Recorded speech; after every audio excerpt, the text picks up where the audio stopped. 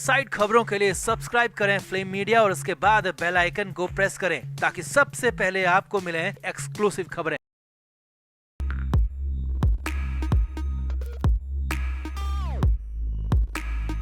महाराष्ट्र से बड़ी खबर है, मुंबई से बड़ी खबर आ रही है और हालात ये हैं कि संजय राउत पर गंभीर आरोप लग रहे हैं। इतने बड़े आरोप हैं कि उद्धव ठाकरे को सियासी रूप से खत्म करने की सुपारी लेने तक के आरोप हैं, क्योंकि हुआ ही कुछ ऐसा है, संजय राउत ने किया ही कुछ ऐसा है, कहा ही कुछ ऐसा है, जिसके बाद उद्धव ठाकरे तक बेहद नाराज बताए जा रहे हैं। तो क्या वाकई में संजय राउत अब उद्धव ठाकरे को राजनीतिक रूप से खत्म करके ही मानेंगे या फिर मामला कुछ और है? संजय राउत चाहते कुछ और हैं और उद्धव ठाकरे क्या चाहते हैं, क्या नाराजगी है, आपको सब कुछ बताते हैं। आप इस वीडियो को शेयर करें, कमेंट करके अपनी राय जरूर दें।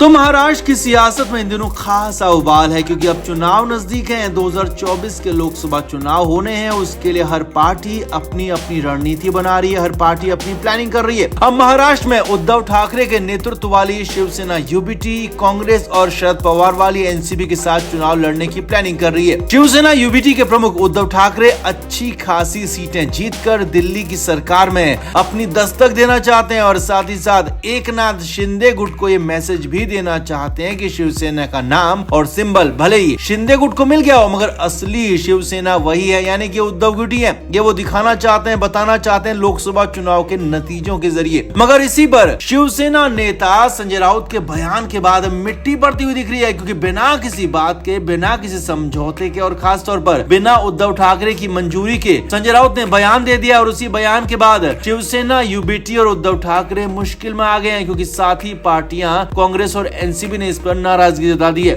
संजय राउत ने बिना किसी से बात किए खुद ही अपने मन से कह दिया कि उनकी पार्टी महाराष्ट्र की 48 में से 23 सीटों पर चुनाव लड़ेगी, जबकि कांग्रेस और एनसीबी अपने लिए 13 सीटें बांट ले। इतना नहीं, संजय राउत ने कहा कि हम हमेशा इतनी ही सीटों पर लड़ते रहे हैं और पिछली बार भी हम 23 सीटों पर लड़े थे, 18 पर जीत दर्ज की थी और इस बार भी 23 सीटों पर ही लड़ेंगे।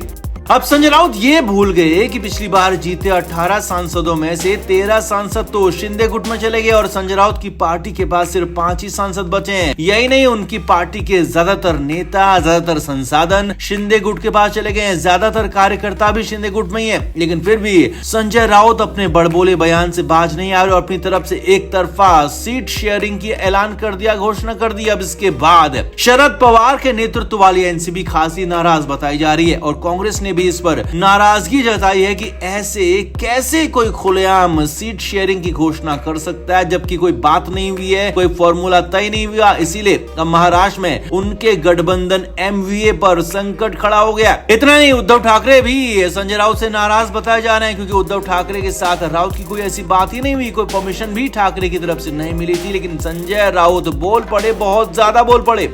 अब सूत्रों के मुताबिक पार्टी के अंदर खाने ही संजय राउत का विरोध होने लगा है। कहा जाने लगा है कि राउत ऐसे बयान देते हैं जिससे पार्टी को दिक्कत होती है, उनके नेता उद्धव ठाकरे को दिक्कत होती है। और तो क्या उद्धव ठाकरे की सियासत को संजय राउत खत्म करना चाहते हैं और ऐसा क्यों कर रहे हैं? क्या विरोधियों से मिले हुए हैं? ऐसे कई बड़े सवाल संजय राउत को लेकर पार्टी के अंदर खड़े होने लगे और इसी वजह से संजय राउत पर बवाल बढ़ गया। बताया जा रहा है कि उद्धव ठाकरे ने भी इसे लेकर संजय राउत को हिदायत दी है कि आगे से ऐसे बयान ना दें जिससे उनके गठबंधन पर असर पड़े, क्योंकि उद्धव ठाकरे की पूरी सियासत अब लोकसभा चुनाव और इस महाविकास अघाड़ी गठबंधन पर टिकी हुई है। उद्धव ठाकरे की पार्टी अगर लोकसभा चुनाव में ठीक ठाक प्रदर्शन करती है, अच्छी खासी सीटें ले आती, तो एक बार फिर बड़े नेता के तौर पर उद्धव ठाकरे स्थापित हो जाएंगे। अकेले अगर लड़ते हैं, सीटें ज्यादा नहीं मिली, तो फिर आगे और मुश्किलें उनके लिए हो सकती हैं। और फिलहाल तो संजय राउत ने जो बयान दिया उससे हालात ये हैं कि कांग्रेस और एनसीपी बिदक गए, नाराज हो गए, तो उद्धव ठाकरे की पार्टी को अकेले भी लड़ना पड़ सकता है। हालांकि बातचीत जारी है, आगे क्या होगा उसका भी अपडेट आपको देंगे। तो फिलहाल तो इस मामले पर आपका क्या कहना है? क्या संजय राउत ही उद्धव ठाकरे के लिए मुश्किलों की जड़ है? कमेंट बॉक्स में आप जरूर बताएं। वीडियो को शेयर भी करें।